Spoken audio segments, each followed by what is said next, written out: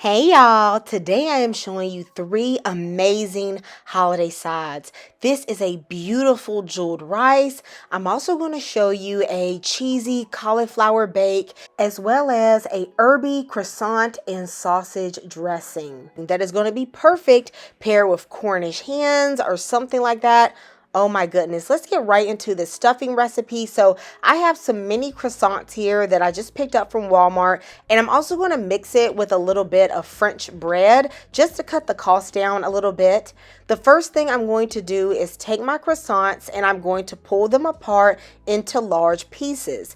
Now you can also do this the night before and just let these sit out for a day or two and get stale, or you can do what I'm going to do, which is going to pop them into the oven. Now I'm taking my croissant and my French bread and I'm giving them a heavy douse of some olive oil. I'm also going to sprinkle on some thyme and some salt and some pepper and a little bit of garlic powder just to give it a good flavor. Baby, I love doing the dressing with these croissants because they have a lovely buttery taste. Oh my gosh, y'all. I am going to bake this bread in the oven at 350 for about 10 to 11 minutes. Then I'm going to cut the oven off and I just kind of let it sit in there with the oven door propped open for about an hour or so. You just want it to cool and get nice and crunchy. Now I'm going to be prepping my vegetables. I have onions, celery, I have lots of herbs. I also decided to use some mushrooms that I'm going to cut up. I will also be using some fresh sage, thyme, and rosemary. Guys, please go ahead and give this video a thumbs up. We want to try to get this video to 5,000 likes, guys. Watching the whole video also helps me so much as well. I thank you guys for your support. I am now going to brown a pound of breakfast sausage in my skillet. You can use the hot kind or also the sage kind would be very good. Then I am going to take it out, but you want to leave all that grease because, baby, I ain't throwing away no pig fat. Okay, that makes stuff taste good. Now I'm going to go in there with some butter and I'm going to now saute my celery, my onion, and my mushroom. You want to get a nice color on them, so I like to saute them for about 3 to 4 minutes. Then I am going to put in about 3 cloves of garlic that I've already minced, all those beautiful fresh herbs, a little bit of salt to help draw out that moisture. I'll also be adding in some heavy cream, some chicken bouillon, and a little bit of water. If you don't want to use water, you can just add chicken broth, but of course I'm sort of making it with the bouillon. Now, this is not necessarily like making a cream of mushroom soup base because this is going to remain loose. I'm not actually adding flour to this. I'm just simmering this liquid with all of the different seasonings to get it nice and flavored. Now, this is my bread. It's cooled down, and as you can tell, it is super crunchy. Okay, this is what you want. I'm putting a few more add-ins in my dressing. So I have some dried cranberries, pecan, egg, and then of course I have my gravy and my sausage, and I am using this baking dish in order to put everything in here. Now, if you don't want cranberry and pecan, you can leave that out, but I just feel like nuts and fruit is just, perfect for the holidays. So I'm going to go ahead and beat up my egg, and then I am going to add in my bread. I am going to mix my egg and bread around together, and then I will put in the vegetables with the cream and the broth and all the seasonings. I like to put that in just a little bit at a time. That way I know that I can mix everything around evenly. Also, at this point, if you realize that you need a little extra chicken broth, you could add that in as well. You want the bread to be moist, but certainly not sopping wet. I'm now going to add in the sausage and all that fat. Okay, good baby, I ain't afraid of fat. Okay, and then I'm going to put in the cranberries and the pecans. Now, something else that would turn this all the way up. Take a Granny Smith apple and you chop that up. Okay, honey, that would be so good. I just didn't have one that day, so I decided not to use it. But turn up, that would be show enough good. All right, have you ever added apple to your dressing before? And also, what are some other mix-ins you like to put in a holiday dressing recipe?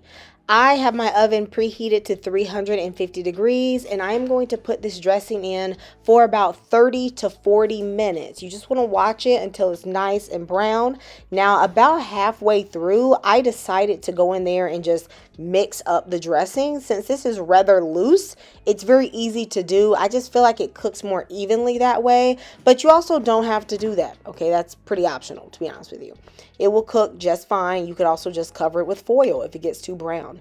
Now, this is the dressing. It is super delicious. Great served on the side with some Cornish hens. Let me know if you're going to try this recipe. Next up is a beautiful jeweled rice. This will be the showstopper to any table because of how lovely it is. Now, the first thing I'm going to do is shred some carrots in my food processor. If you have a food processor, it will have a little shredding attachment that you can use. I will also shred these Brussels sprouts, but you can buy pre-shredded Brussels sprouts as well. Or you can chop them very thinly, just like this. Okay, this is going to add lots of color to the dish. To add a pop of red, I'm going to use a pomegranate. I actually found this one at Aldi for just $1, so that was super affordable. And the way I like to get out the seeds is I'm going to just have a bowl of water. I'm going to smack the back of the pomegranate with a spoon, and then I'm just going to push out all of the seeds. You will find that the little white pith will float to the top, and you can just pick that out, as well as any seeds that are bad will tend to float, and then I'll drain off the rest of the water. In a skillet, I'm going to add some butter, and then I'm going to add an onion that I have sliced. I'm going to slightly caramelize this, okay? As you can see, I have a lot of colors going on here. This is going to be like the white brown, and then I have the orange from the carrot, and I also have the green from the Brussels sprouts. I'm going to add in about 3 cloves of garlic, and I'm going to toast that. And then I will add in the lovely colors. Now, you don't want to cook this too long because you want the colors to stay nice and vibrant. So I'm going to cook this for about 3 minutes or so until it's wilted, but still has a lot of color on it. I'm then going to add a little bit of seasoning, so a little pepper and a little salt will be good before I put in my raisins. Now, y'all don't trip, okay? I'm going to be adding sweet and savory things to this rice, okay? Promise you that this will all come together and be very delicious. I'm putting in a little bit of ginger powder for flavoring, and then I'm going to mix this together for about 30 seconds. I needed a little bit more butter just to tie everything together, and then I'm going in with my rice. Now, my rice was cooked with some cinnamon, some allspice, and a little bit of coconut milk, okay? I cooked about 1.5 cups of rice in my pressure cooker, and then I just allowed it to cool. You could do it the night before, but I did do mine the same day. As you can see, it is starting to be very jeweled. Okay, you have speckles of orange, speckles of green. And I think the basmati rice is the best for this because it's not sticky. You want it to be nice, light, and fragrant. Now, you must have a crunch element in your jeweled rice.